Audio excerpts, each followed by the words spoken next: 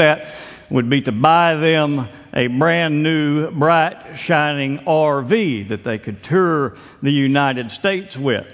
Now, the problem was this guy hadn't bought a vehicle in about 30 years, and he was used to the analog switches and all the old technology.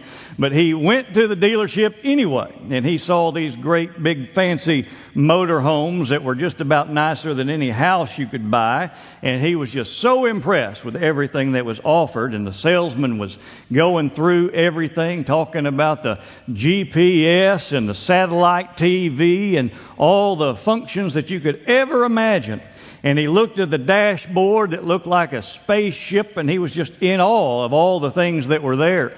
And he looked at the salesman and said, what's that button right there do? And he said, well, this thing is equipped with the state-of-the-art cruise control. You get this big bad boy on the highway and you push that button, it will virtually drive itself. He said, well, that just sounds all right. And he said, why don't we just get in and we'll take her for a test drive? And he said, I'll go get the keys. And so he and the salesman go and they hit the highway and they're touring on the interstate in this great big fancy multi-$100,000 RV. And the sales rep is driving, showing him everything that it's capable of doing. And they're just as pleased as they could be. Well, it wasn't long, the salesman pulled over and said, how about you take a turn and you drive it back? And the guy was just giddy with excitement, ready to get behind the wheel of this bright, shiny motor home.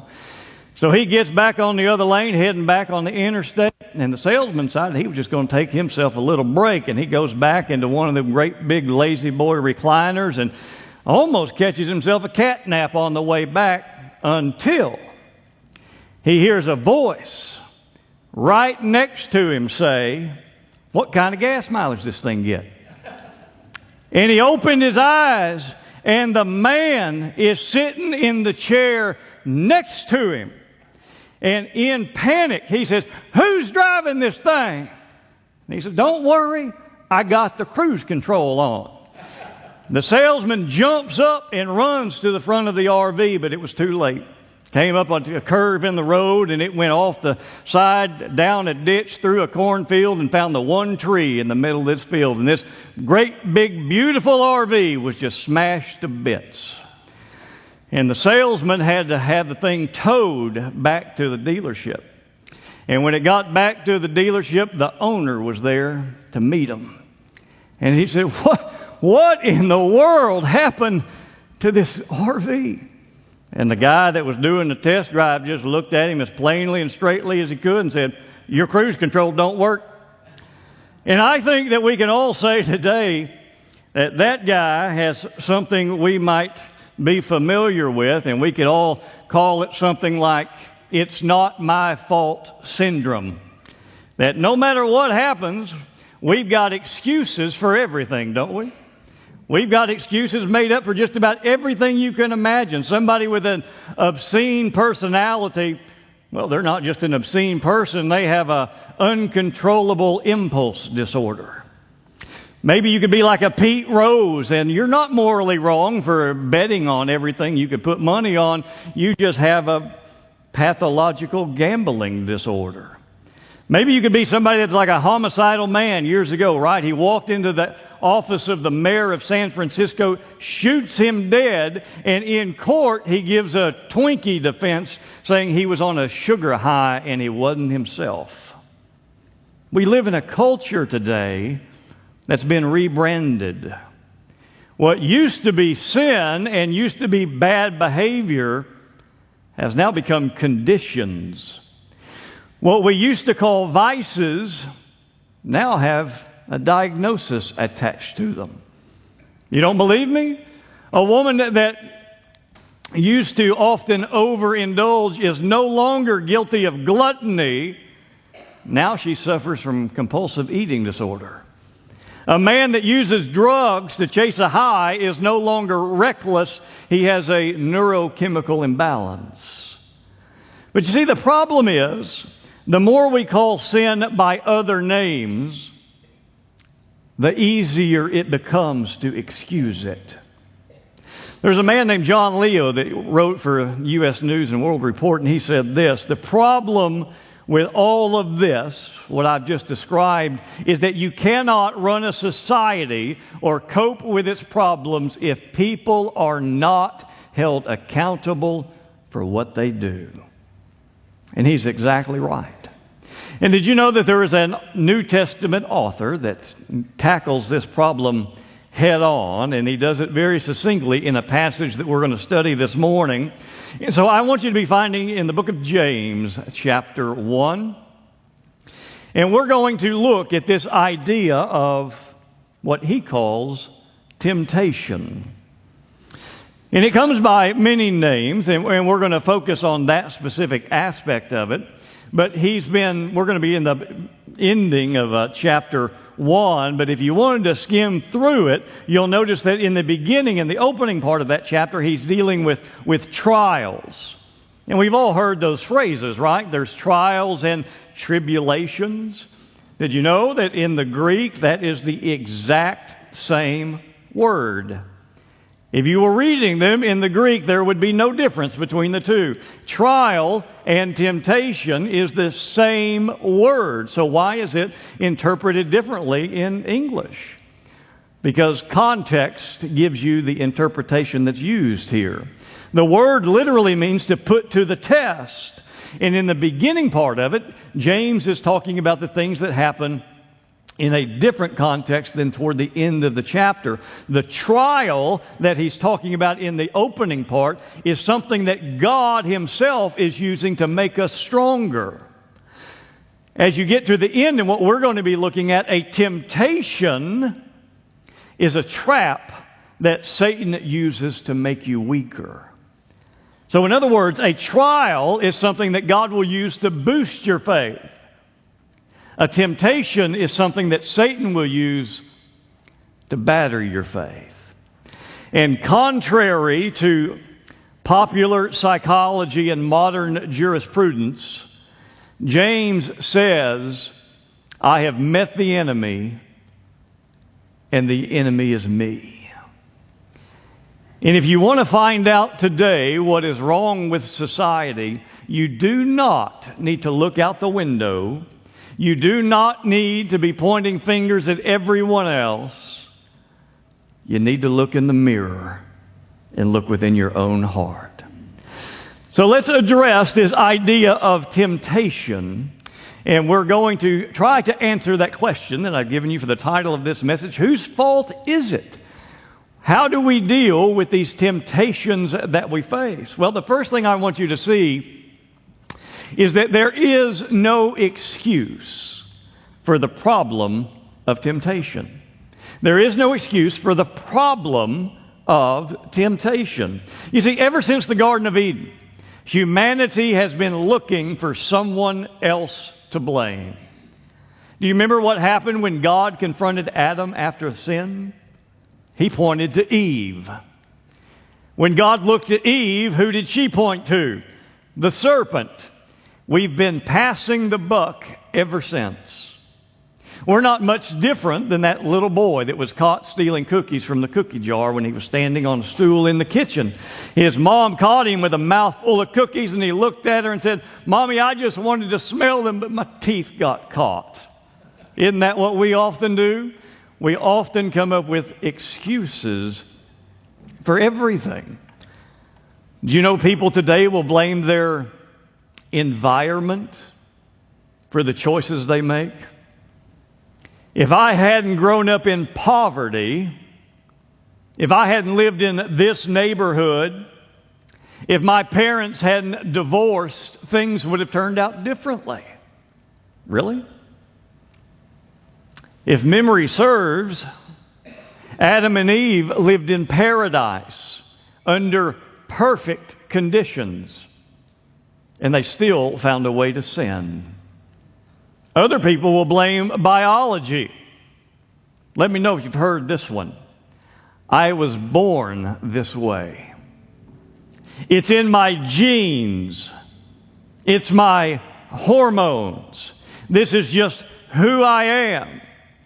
But notice with me, starting in verse 13, that James cuts through every excuse with clarity and with force.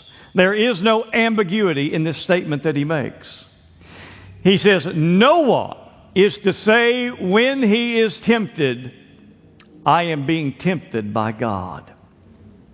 You see, God is neither the author of sin nor the source of temptation. And James gives us two very clear reasons why. And I've listed these for you in your outline. And the first thing I want you to see is God's invincibility to temptation. Let's move on in that same verse here. No one is to say when he is tempted, I am being tempted by God, for God cannot be tempted by evil.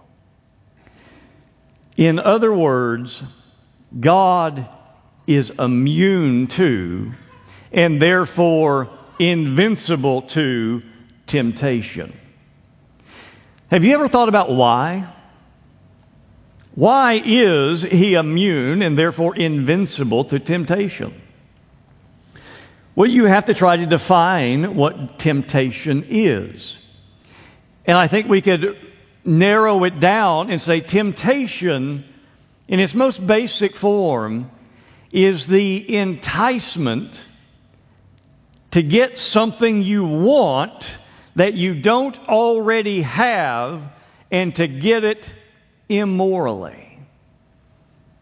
I remember that Peter Lord rightly said that temptation is the attempt to fulfill a God-given desire in an ungodly way. But there is nothing, follow me here, there is nothing that God desires that He cannot fulfill in a moral way. And because of that, the devil has no bait that God would like. God has no itch that the devil can scratch. He is above all temptation. But isn't it strange then how people try to tempt God all the time? People think they can bargain with God, that they can bribe Him, that they can buy Him off. Here's just one example. Somebody gets a bad diagnosis from a doctor and the prognosis doesn't look good. What's their instant reaction? God, if you will heal me, I'll be at church every Sunday. I will serve you until my dying day. I'll write big checks every Sunday. I will do something for you that I have not been doing right now. But what's the problem with that? The problem is that God is not in the bargaining business. You can't bargain with Him. You cannot bribe Him. You can't pay Him off. In fact, that's something that all of us need to come to a vital understanding of. God does not need anything you have to offer. In other words, God does not need you to serve Him. Most of us think that we are doing Him favors when we show up to church, when we give, when we sing, when we do something in ministry. We are doing God favors in that way. But God doesn't need your service. He can do all of His work and accomplish everything He desires without you. He just gives us the privilege of being able to be a part of His kingdom and His service. How does this look tangibly? You won't hear many pastors say this: God doesn't need you to give. God doesn't need you to tithe. He does not need your money. He gives you the opportunity to give, and you should, so that you will be able to receive the blessings that come from it. Why doesn't He need your money? Because He already owns everything.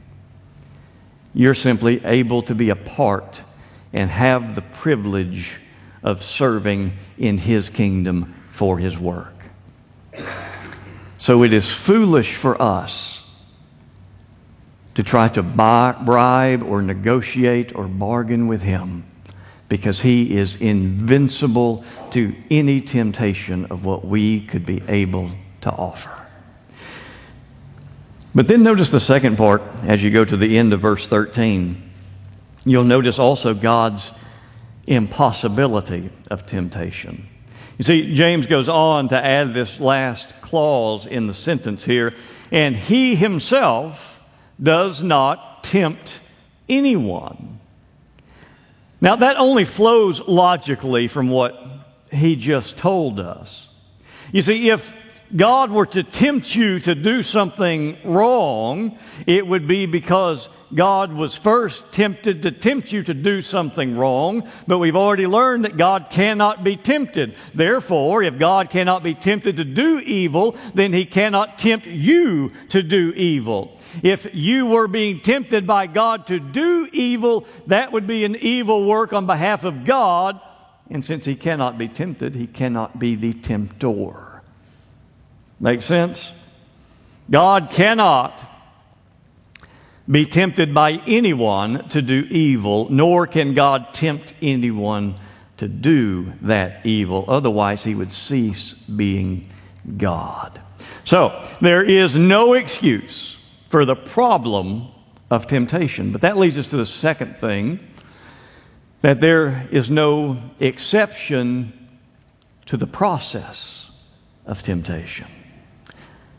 No one is to say when he is tempted, I am being tempted by God, for God cannot be tempted by evil, and He Himself does not tempt anyone. There is a word there that you need to highlight, circle, or underline, and it is that simple four-letter word, when.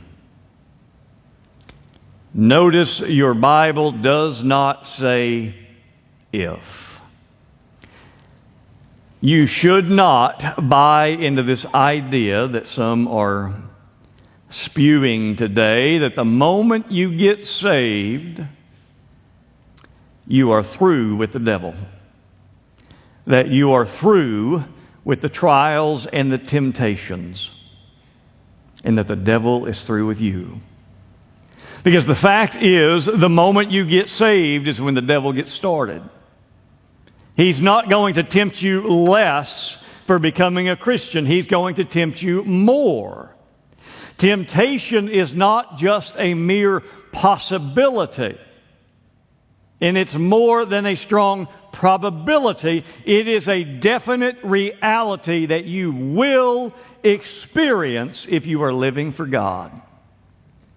So do not get this wrong-headed idea that once you get saved, your battle with temptation is over.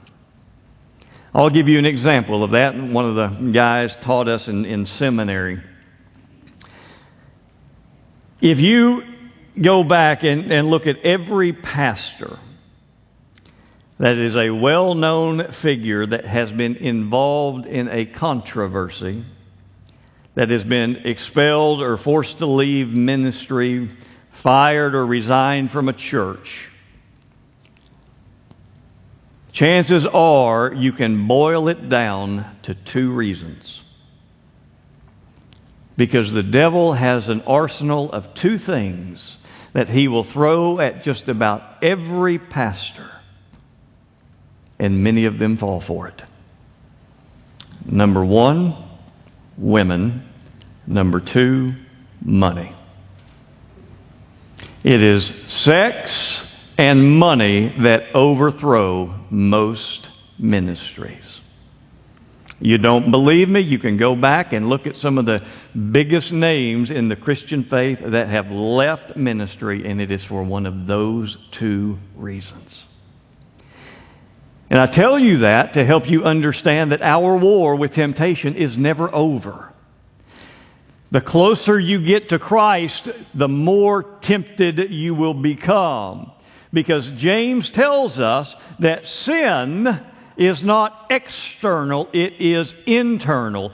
In other words, sin is an inside job. And we're going to get there when we get down to verses 14 and 15, because you're going to discover, as James digs a little bit deeper, the devil is never mentioned. In fact, James tells us that you can explain temptation, you can explain sin, you can explain moral failure without ever once mentioning the devil. But in verse 13, he tells us in the beginning, you cannot blame God. You cannot say, God made me do it. But in verses 14 and 15, he's going to tell us that you also can't say, the devil made me do it. That Flip Wilson excuse is not going to pass, because you have to look somewhere else. So what he does, as he continues here, down in verse 14, is he performs an autopsy, if you will, on sin.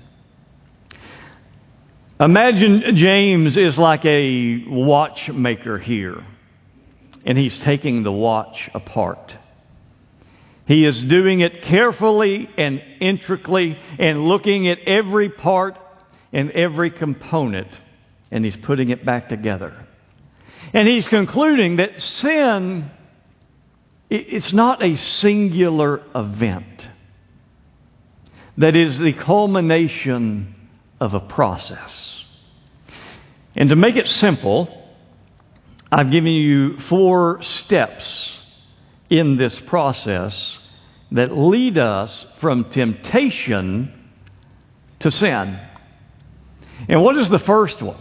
Well, he tells us that as we begin verse 14, and we're going to call this excitement. He says, but each one is tempted when he is carried away and enticed by his own lust. Now, we find the root of the problem, and it's our own selfish, sinful desires. We do not sin because we have to. We do not sin because we need to. We sin because we want to. You know the story of David and Bathsheba well, and so I'll just use this as the illustration. When David saw Bathsheba bathing on the roof, he started the wheels in motion that would make him an adulterer and a murderer. But the problem did not begin with her on the roof. The problem began with the lust in David's heart. Why do you think the Bible tells us that there is a problem with money, but it's not money? What does the Bible say about money and its many vices? It says the love of money. What does that mean? It's starting on the inside. It's not money in itself that is wrong. Churches have to use it to function in their ministry. The money is a tangible object. It is the inside excitement that lets us be carried away to something that will eventually lead to sin. Now, don't misunderstand what I'm trying to say. There's nothing wrong with desires in and of themselves. There's nothing wrong with hunger. If you never got hungry, you would starve to death. There's nothing wrong with thirst. If you never drank, you would dehydrate. But if those desires are not controlled and kept in check, they lead to sin. Hunger, which is fine, but gluttony is a sin. Thirst is fine, but drunkenness is a sin. Sleep is fine, but laziness is a sin. Sex is fine, but adultery and fornication are sins. The point is that he is trying to make is that it begins inwardly. When we are carried away in the excitement to do something we should not do. The sinful deed may be the fruit, but the selfish desire is the root of the problem. And he gives us another word that leads us to the second step in this process here, and that is the word enticement. Now, how are our desires used to lead us to sin? Well, James says each one is tempted when he is carried away and enticed by his own lust. Now, that word enticed is an interesting word. It's a fisherman's word. And it literally has a meaning to lure with bait. And I don't need to explain that to you, right? What does a fisherman do when he spends $1,000 buying tackle for his tackle box? He is finding all of this bait, the bright, shiny things that will shimmer and spin to entice and lure a fish out of its hiding spot. This is the illustration that he's giving. Something that his audience, James's audience, would have certainly understood. Many of them were fishermen. That's how they made their living. They were living right there next to the Mediterranean Sea. And so he's using this example. He's saying, hey, deep down in this lake right here, there's a great big fat bass. He's got his favorite log that he likes to sleep under. But you could take that special shiny worm and you could stick a hook in him, and you could go over to that special log, that special place, and you could wiggle that thing just right. And old Mr. Bass is going to see the worm. And that enticement is going to overcome any fear that he has of leaving that log. And he's going to approach that worm carried away by his desire for food. And that desire is going to give way to deception. Because he's going to see the worm, but not the hook. And in that moment, when he is hooked, the battle is on. All of a sudden, the brain of the fish communicates two things. It says, I got some good news and I got some bad news. The good news is I got the worm. The bad news is now the worm too has you. That's the illustration James is using here, that his audience would have certainly understood. He's saying temptation is the enticement. It is the hook. And if you bite it, the bait will certainly have hooked you. Do you think there is any coincidence why we call prostitutes hookers? Do you think it is any coincidence why we say people that are hooked on drugs are addicts? The temptation has hooked them. And the devil keeps luring the baits of all different kinds. Because if you want to keep the illustration going, not all of us like the same kind of bait. A worm that might be enticing to you, I find repulsive and just have no interest in. So I might need one of them shiny spinner things to get my attention. It's almost like, have you ever watched a woodpecker peck holes in a tree in your backyard? As its head is bouncing back and forth, making these different holes, it's doing one very, very specific thing. He's trying to find a soft spot in the wood that he can burrow into, and he's looking for bugs. He's looking for supper. But have you ever gone out and looked at the tree and you find one hole here that doesn't go very deep, and then right next to it is another hole, not very deep, and then right next to it is a hole that's just a little bit deeper, but it still doesn't go all the way through the part of the tree. Then you got a hole here and a hole here and a hole here. And finally, you've got one hole that goes as far back as his beak would reach. Why did he do that? Because he's looking for a soft spot in the wood. And if he doesn't find one, he moves over just a little bit to see if that spot is any softer.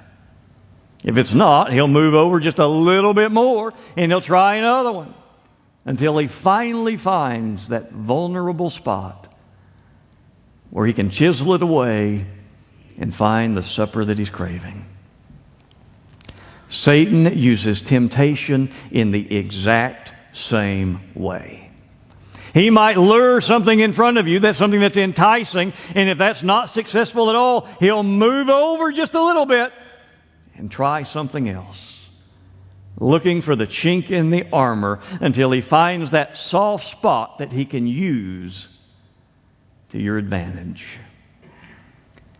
You see, I said that word enticement is a fisherman's word. What I didn't tell you about that phrase that in English is carried away, that's a singular word in Greek, and that's not a fisherman's word, that's a hunter's word. Some of your Bibles might use the word ensnare, and that's actually closer to the original translation because it's talking about how a hunter would trap and ensnare its prey. You see, it's not a sin for the bait to be dangled before you. It is not a sin to be tempted. The sin comes when you take the bait and you're hooked. But that's the one thing that we so often forget about temptation. Whenever we see it, why do we only see the worm and never the hook? Because I promise you, there's always one there. But notice how he continues then the metaphor. You go down to verse 15. Then when lust has conceived, it gives birth to sin. You know, he's moving from hunting and fishing to a wedding.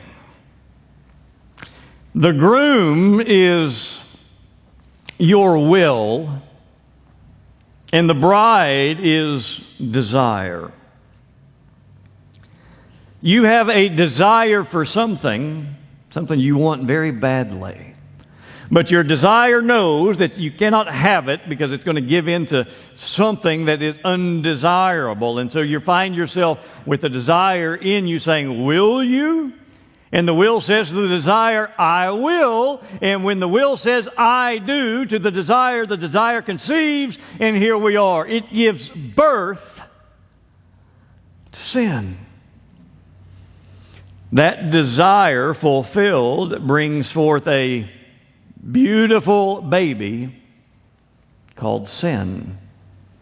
And I use that phrase beautiful in quotation marks because all babies are beautiful to their parents who bore them. I'm going to be honest. Sin, for many people, it's a beautiful thing to the lust and to the will. It is a satisfaction that you think needs filled. And that's why we call it tempting, because it is something that tastes so good. That's why the author of Hebrews in chapter 11, verse 25, talked about the temporary pleasures of sin. You see, the fact is, sin is fun. It's enjoyable. If it wasn't, no one would do it. But did you hear what the author of Hebrews said there? The temporary pleasures.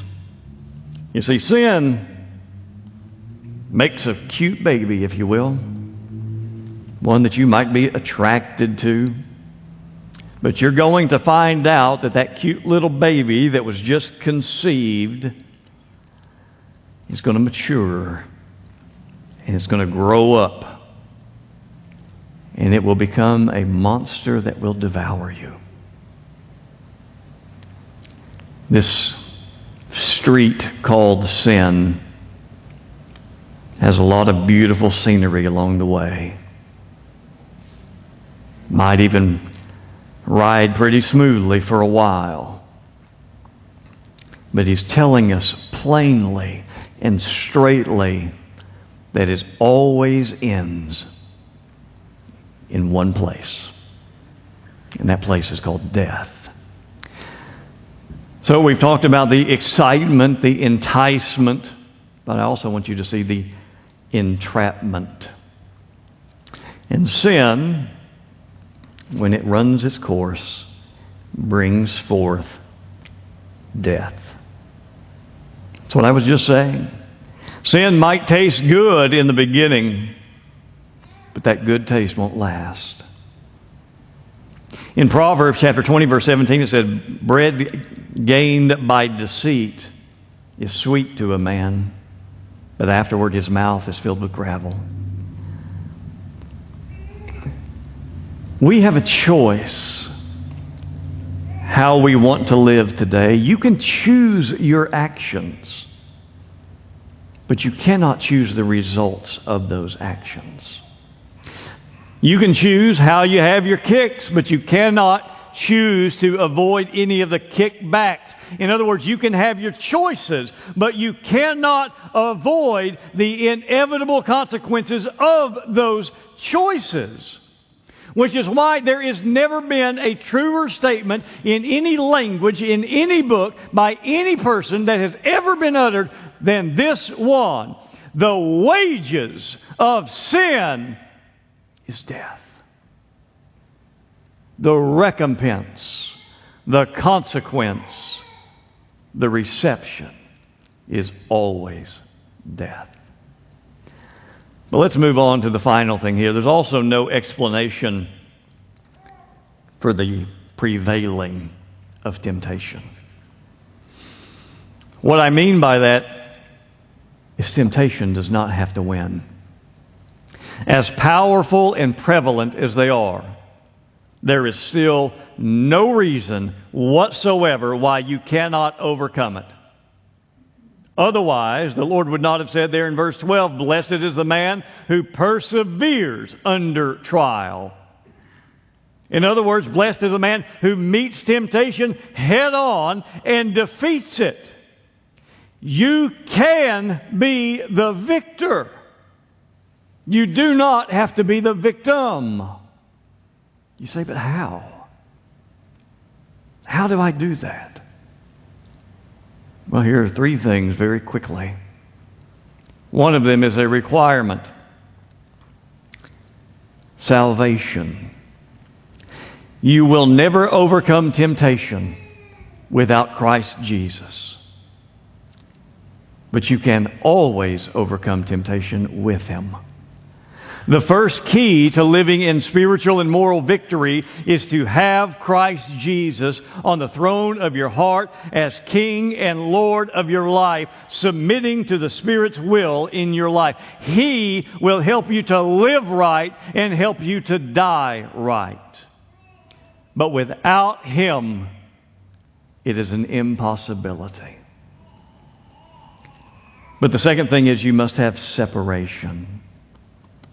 You cannot avoid the fact of temptation, but you can escape the force of it. The best way, then, to avoid temptation is just to stay out of the field where the weeds of temptation grow.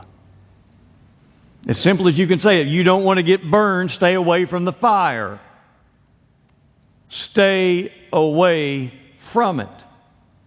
Martin Luther said it this way. He said, you can't keep the birds from flying over your head, but you can keep them from making a nest in your hair. He's saying the same thing. You can escape the force of temptation if you are willing to do different things than the world often promotes. What's the third thing? We'll call this saturation. You can saturate yourself with the Word of God.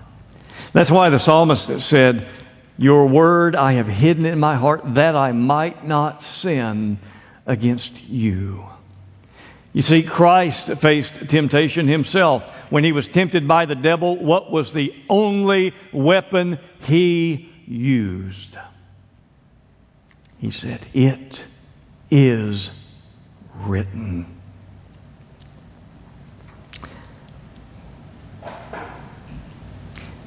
In closing, there's a story about a man you may never have heard of, but his name is Sir Edmund Hillary. And he's gone down in the history books because he is the first person to accomplish a major feat. He went somewhere that rises to over 29,000 feet into the clouds, and it still stands as the highest point on Earth. You know what I'm talking about. I'm talking about Mount Everest. Sir Edmund Hillary, in 1953, became the first human in history to scale the mountain and reach the summit. But what many people don't know are the times prior to that 1953 expedition, because it wasn't his first time to Nepal. He had been to that mountain before, and he failed. He didn't reach the summit, and several of his team members that were with him trying to make the trek are some of the first bodies that are still there surrounding the mountain. But in 1953, he returned home to London, England, and a banquet was held in his honor. It was attended by the lords and the ladies, the powerful people in the British Empire. And behind the speaker's platform, there was this huge blown-up photograph of Mount Everest where Hillary had stood. And he went to receive the acclaim of this distinguished audience, all forgetting that that mountain won the first victory. That even through defeat, he was ultimately victorious. You see, temptation doesn't have to be the end. Even through our failures, God can make something great of each of us. Isn't that why he says, greater is he who is in you than he who is in the world? Temptation and failure is not the end. God can use us for his kingdom and his purpose in great and powerful and magnificent ways. But there's something we must admit when we sin. Whose fault is it? Whose fault is it when you sin? It's yours. You cannot blame your upbringing, your biology, your environment, any of those things. You cannot be like the rest of the world and say it is someone else's fault. You must say, it's mine. And when you can admit that, and when you can admit that the only help that is sufficient is the help that you need from Christ, you can win the victory.